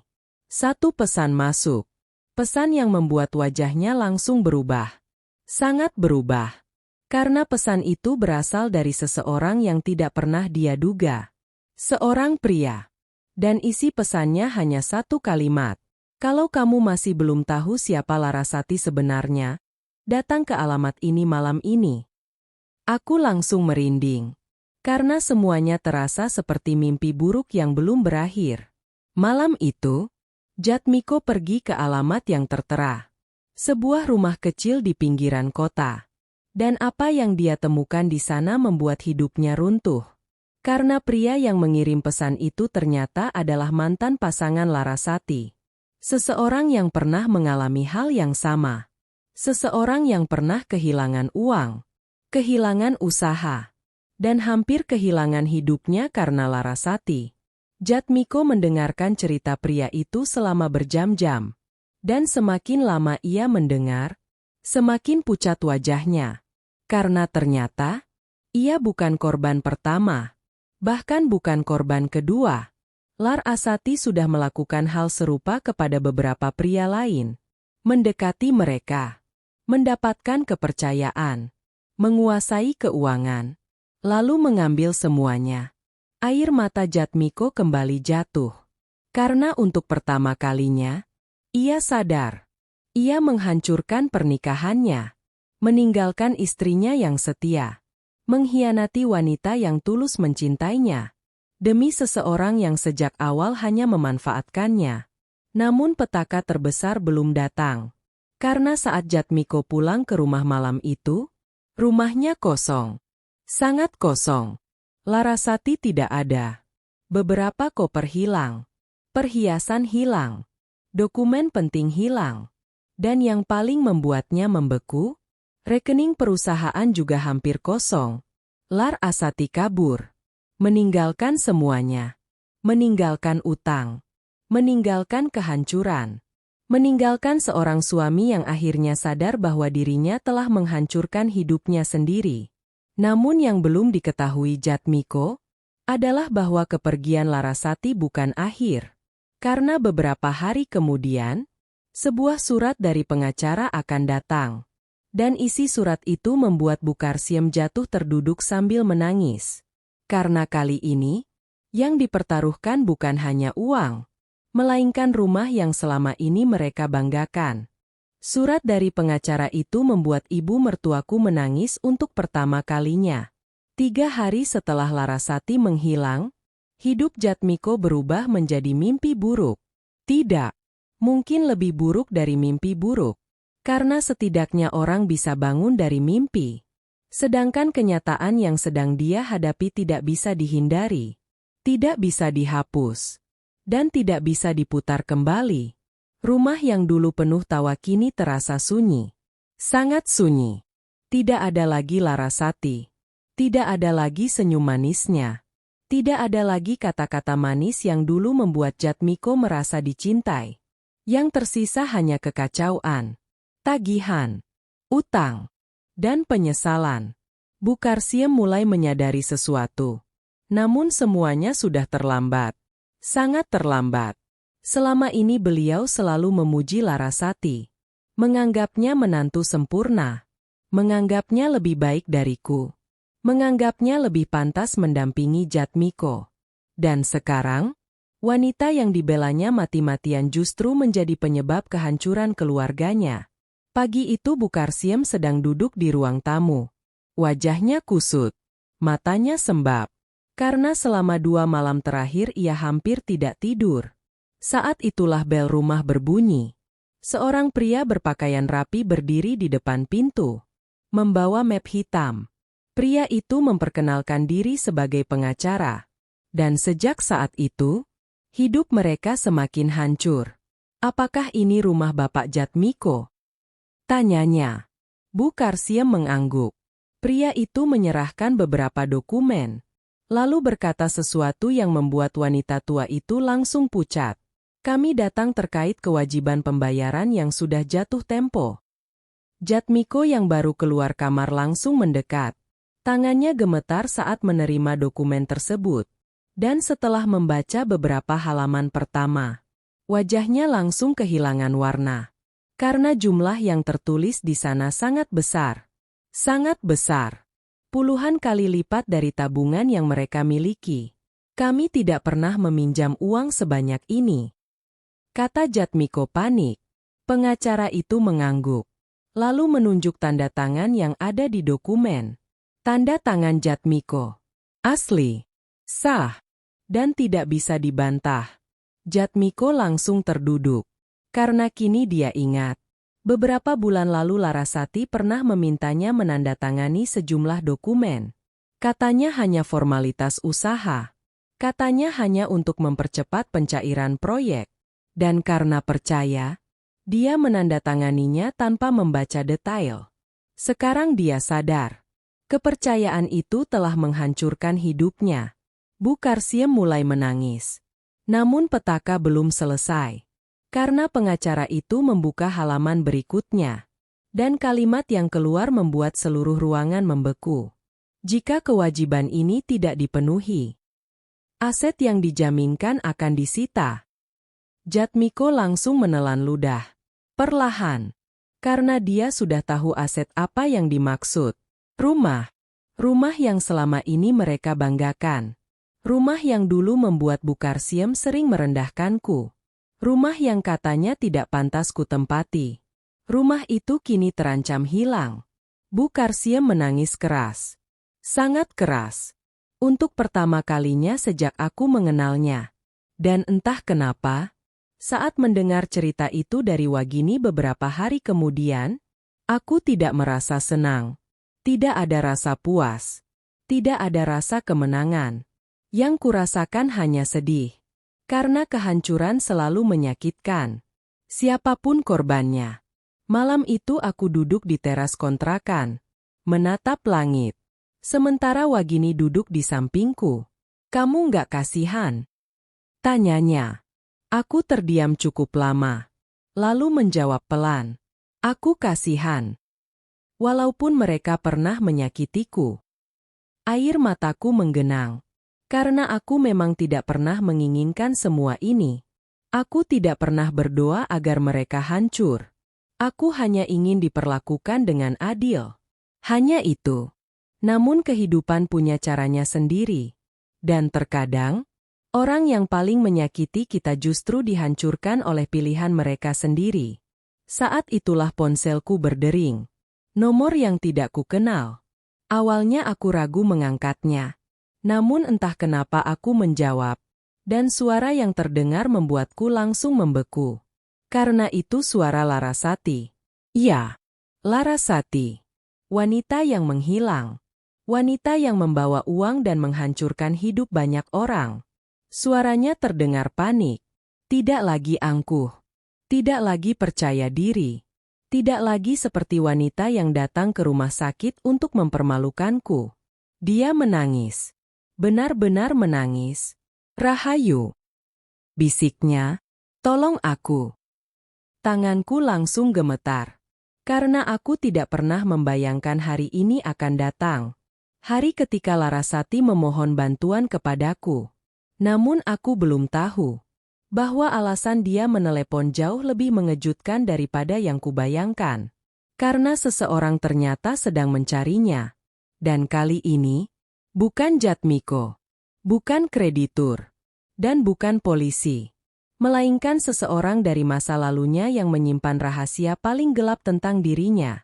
Saat Larasati menangis memohon bantuanku, aku baru tahu siapa dia sebenarnya. Aku masih duduk di teras kontrakan. Ponsel menempel di telingaku. Dan untuk beberapa detik, aku tidak yakin suara itu benar-benar milik Larasati. Karena suara yang kudengar sangat berbeda.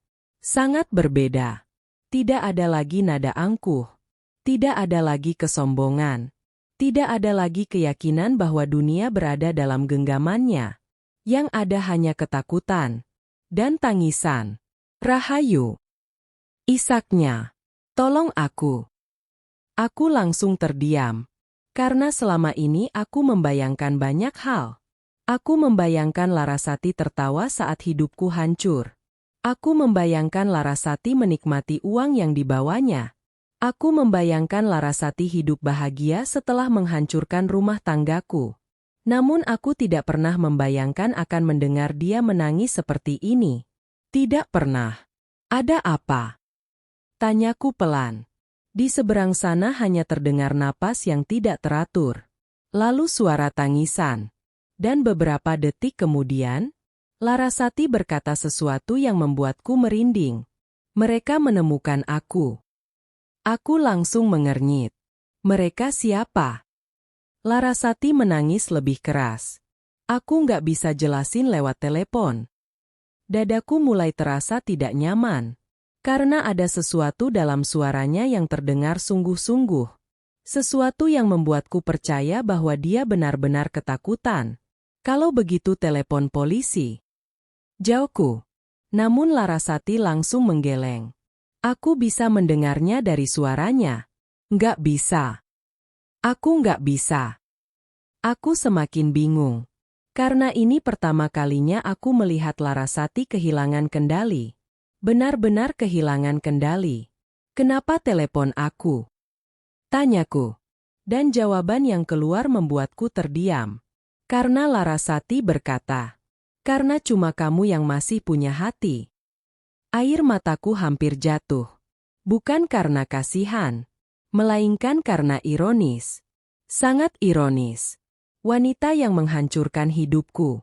Wanita yang merebut suamiku. Wanita yang membuatku menderita berbulan-bulan. Kini datang memohon belas kasih dariku. Namun sebelum aku sempat berkata apapun, telepon itu tiba-tiba terputus. Begitu saja. Meninggalkan lebih banyak pertanyaan daripada jawaban. Malam itu aku tidak bisa tidur. Dan keesokan paginya, jawaban itu datang sendiri. Pukul 9 pagi. Seorang pria tua datang ke kontrakanku. Aku tidak mengenalnya. Namun wajahnya terlihat lelah. Sangat lelah. Seolah sudah memikul beban bertahun-tahun. Apa Anda Rahayu? Tanyanya. Aku mengangguk. Pria itu menarik napas panjang. Lalu berkata sesuatu yang membuatku langsung membeku. Saya mencari Larasati. Jantungku langsung berdebar. Karena nama itu kembali muncul. Dan entah kenapa, aku merasa pertemuan ini tidak akan biasa. Sama sekali tidak biasa. Pria itu kemudian memperkenalkan dirinya. Namanya Pak Darmono. Seorang pengusaha dari kota lain. Dan saat ia mulai bercerita, aku langsung memahami kenapa Larasati ketakutan. Karena ternyata, aku bukan satu-satunya korban. Jatmiko juga bukan. Bahkan bukan yang terbesar. Puluhan tahun lalu, Pak Darmono memiliki seorang anak laki-laki. Anak semata wayangnya. Anak yang sangat ia banggakan. Namun beberapa tahun lalu, anak itu mengenal Larasati. Dan sejak saat itu hidup mereka berubah. Pria tua itu mulai menangis. Tangannya bergetar. Sangat bergetar. Karena luka itu ternyata belum sembuh. Anak saya kehilangan semuanya. Bisiknya, usahanya, tabungannya, bahkan hidupnya. Aku langsung menutup mulut. Karena tidak menyangka cerita ini akan sejauh itu. Pak Darmono mengangguk pelan. Air matanya jatuh. Dia mengakhiri hidupnya karena tidak kuat menanggung semuanya. Ruangan langsung terasa sunyi. Sangat sunyi. Aku bahkan tidak sanggup berbicara. Karena tiba-tiba aku melihat Larasati dari sisi yang berbeda. Bukan sebagai wanita yang merebut suamiku, melainkan seseorang yang meninggalkan luka di banyak kehidupan. Terlalu banyak. Dan saat itulah Pak Darmono mengeluarkan sebuah map. Map tebal berisi foto, dokumen, laporan, dan bukti-bukti lama. Semuanya tentang Larasati. Aku membaca satu persatu. Dan semakin lama membaca, semakin dingin seluruh tubuhku. Karena ternyata selama bertahun-tahun, Larasati selalu melakukan pola yang sama. Mendekati pria yang sedang membangun karir. Mendapatkan kepercayaan. Menguasai keuangan. Lalu mengambil semuanya. Dan ketika semuanya hancur, dia menghilang. Air mataku perlahan jatuh. Karena aku baru sadar. Jatmiko memang bersalah. Sangat bersalah. Dia mengkhianatiku. Dia meninggalkanku saat sakit. Namun kini aku tahu satu hal. Dia juga telah menjadi korban dari orang yang sama. Dan untuk pertama kalinya, aku mulai memahami penyesalan yang kulihat di matanya beberapa waktu lalu. Namun kejutan terbesar ada di halaman terakhir map tersebut. Karena di sana terdapat identitas asli Larasati. Identitas yang selama ini tidak pernah diketahui siapapun. Bahkan Jatmiko. Bahkan Bukarsiem. Dan saat membaca nama sebenarnya, aku langsung membeku. Karena ternyata, Larasati bahkan bukan nama aslinya. Selama ini dia hidup menggunakan identitas orang lain. Dan saat kebenaran itu mulai tersebar, seluruh hidup yang ia bangun dari kebohongan mulai runtuh satu persatu. Sementara di sisi lain, Jatmiko akhirnya menemukan keberanian untuk melakukan sesuatu yang selama ini terlambat ia lakukan. Dia memutuskan mencariku. Bukan untuk meminta kembali. Bukan untuk memaksa. Melainkan untuk mengucapkan satu kalimat yang seharusnya ia katakan sejak awal. Kalimat yang akan membuatku menangis. Jatmiko datang menemuiku, dan untuk pertama kalinya aku melihat penyesalan yang sesungguhnya. Setelah pertemuanku dengan Pak Darmono, aku duduk sendirian cukup lama. Map tebal itu masih berada di atas meja. Sementara pikiranku dipenuhi berbagai perasaan. Marah, sedih, kecewa, dan entah kenapa, sedikit iba. Bukan kepada Larasati. Tidak. Melainkan kepada semua orang yang hidupnya pernah ia rusak. Termasuk hidupku. Termasuk hidup Jatmiko. Dan mungkin, termasuk hidupnya sendiri. Aku menatap keluar jendela. Langit sore terlihat mendung. Sama seperti hari ketika aku pertama kali melihat Jatmiko masuk hotel bersama Larasati. Rasanya seperti baru kemarin. Padahal sejak saat itu hidupku sudah berubah total. Aku bukan lagi Rahayu yang dulu. Bukan lagi wanita yang selalu menangis sendirian di kamar mandi. Bukan lagi wanita yang memohon agar suaminya tetap tinggal. Aku sudah belajar berdiri. Meski tertatih. Meski terluka. Meski sendirian. Dan mungkin itulah yang membuatku bertahan sampai hari ini. Saat itulah ponselku bergetar. Pesan dari Wagini. Singkat. Namun membuatku langsung terdiam. Hayu, Jatmiko lagi nyari kamu. Aku langsung memejamkan mata. Karena entah kenapa, aku sudah menduga ini akan terjadi.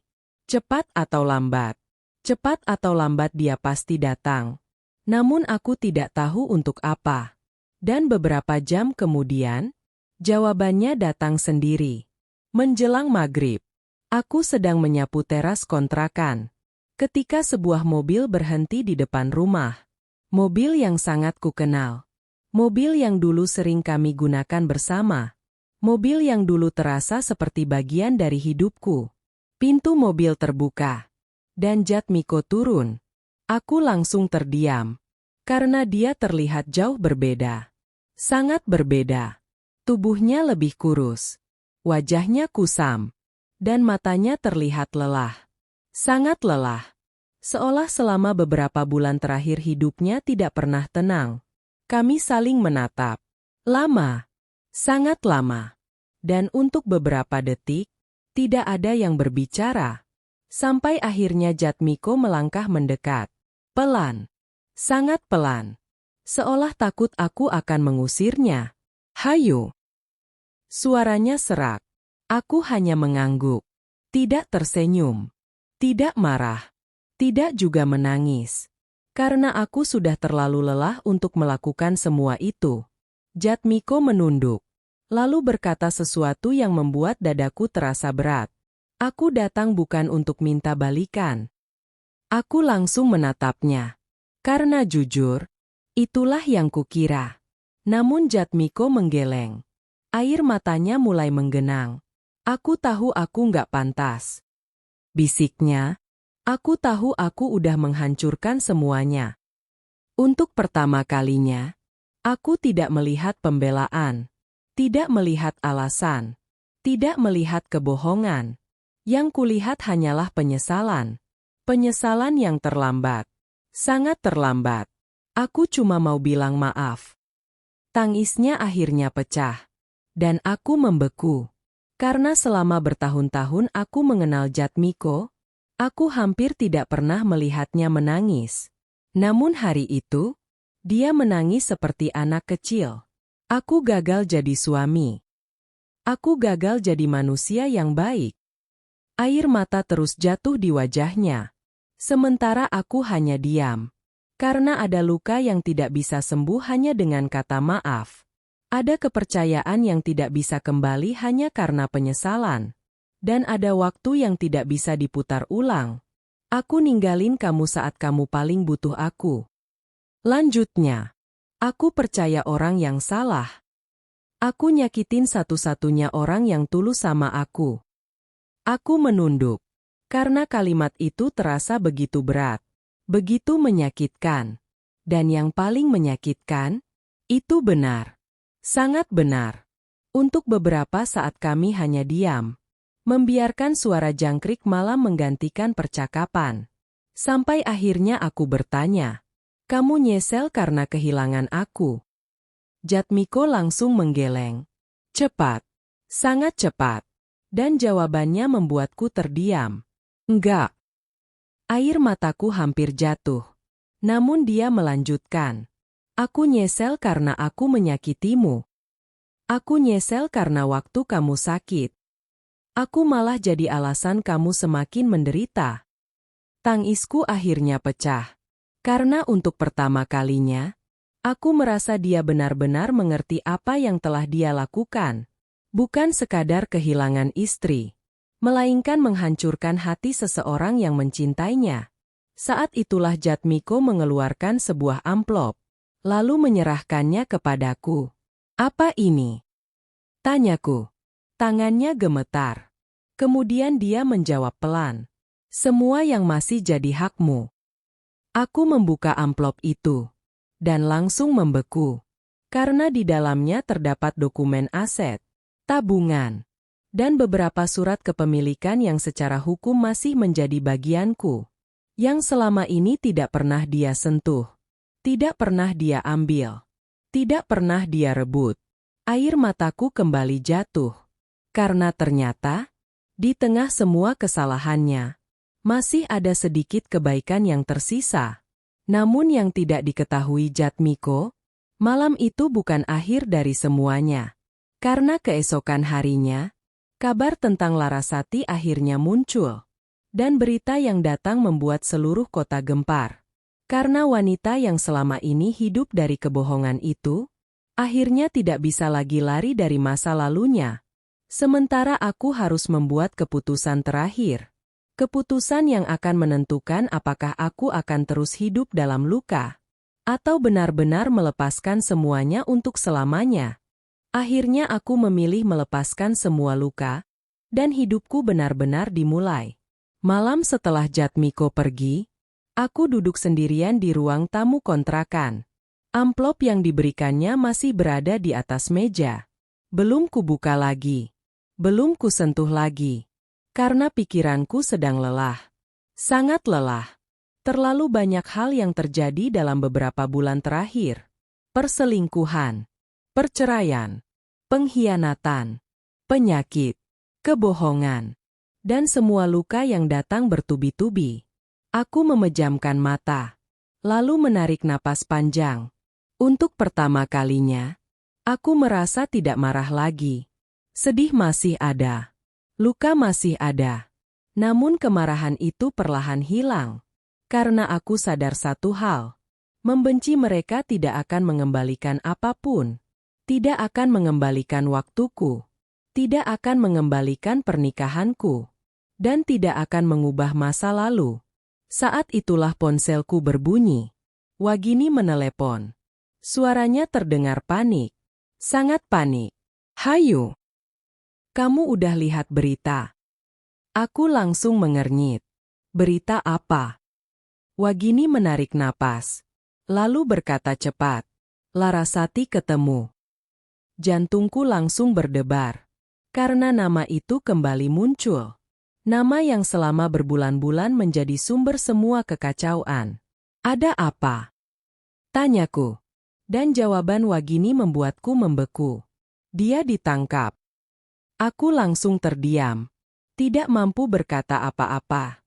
Karena meskipun aku sudah menduga hidup Larasati akan runtuh, aku tidak pernah membayangkan akhirnya seperti ini.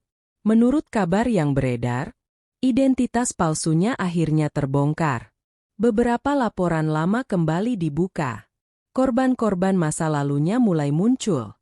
Dan satu persatu fakta yang selama ini tersembunyi akhirnya terungkap. Tidak ada lagi tempat untuk bersembunyi. Tidak ada lagi kebohongan yang bisa menyelamatkannya. Semuanya berakhir. Benar-benar berakhir. Aku mematikan telepon. Lalu duduk diam cukup lama. Anehnya, aku tidak merasa senang. Tidak merasa menang. Tidak merasa puas. Yang kurasakan hanya sedih. Karena hidup seseorang telah hancur. Meski dia sendiri yang memilih jalannya. Keesokan harinya, aku pergi ke makam ayah dan ibu kandungku. Duduk di sana cukup lama. Membawa bunga sederhana. Dan untuk pertama kalinya sejak semua ini terjadi, aku menangis tanpa kemarahan. Tanpa kebencian. Hanya air mata. Air mata yang akhirnya melepaskan semua beban. "Ibu," bisikku. Aku sudah berusaha kuat. Angin sore berhembus pelan. Menyentuh wajahku. Dan entah kenapa, aku merasa lebih ringan. Jauh lebih ringan. Beberapa minggu kemudian, hidupku mulai berubah.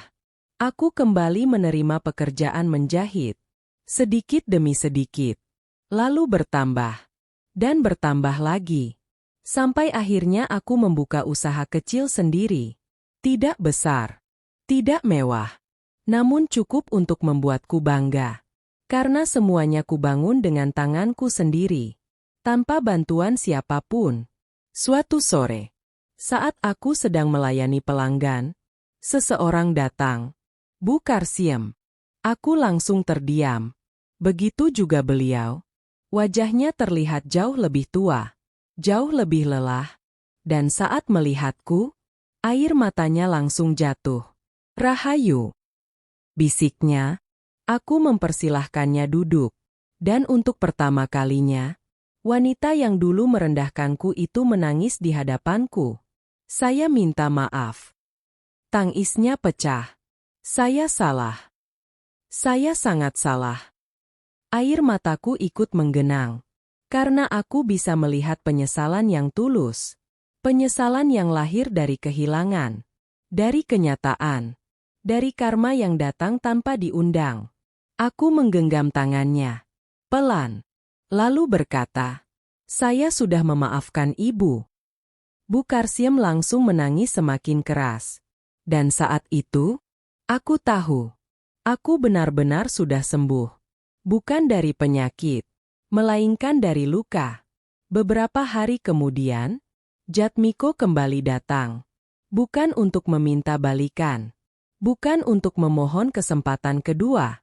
Melainkan hanya untuk mengucapkan selamat. Karena usahaku mulai berkembang. Kami berbicara sebentar. Sebagai dua orang yang pernah saling mencintai. Dan saat akan pergi, Jatmiko tersenyum. Senyum yang penuh kesedihan. Namun juga ketulusan. Kamu pantas bahagia. Hayo. Katanya. Aku tersenyum. Lalu mengangguk. Begitu juga kamu. Dia pergi. Dan kali ini, aku tidak menangis. Tidak ada penyesalan. Tidak ada harapan. Tidak ada luka. Karena akhirnya aku memahami sesuatu. Terkadang kehilangan bukan hukuman. Terkadang kehilangan adalah cara Tuhan menyelamatkan kita dari tempat yang salah. Aku pernah diceraikan saat sakit. Pernah dihina. Pernah dikhianati. Pernah ditinggalkan. Namun semua itu tidak menghancurkanku. Justru membuatku menemukan diriku sendiri. Dan pada akhirnya, aku tidak menang karena mereka hancur. Aku menang karena aku berhasil bangkit. Karena aku memilih sembuh. Karena aku memilih memaafkan. Dan karena aku memilih melanjutkan hidup.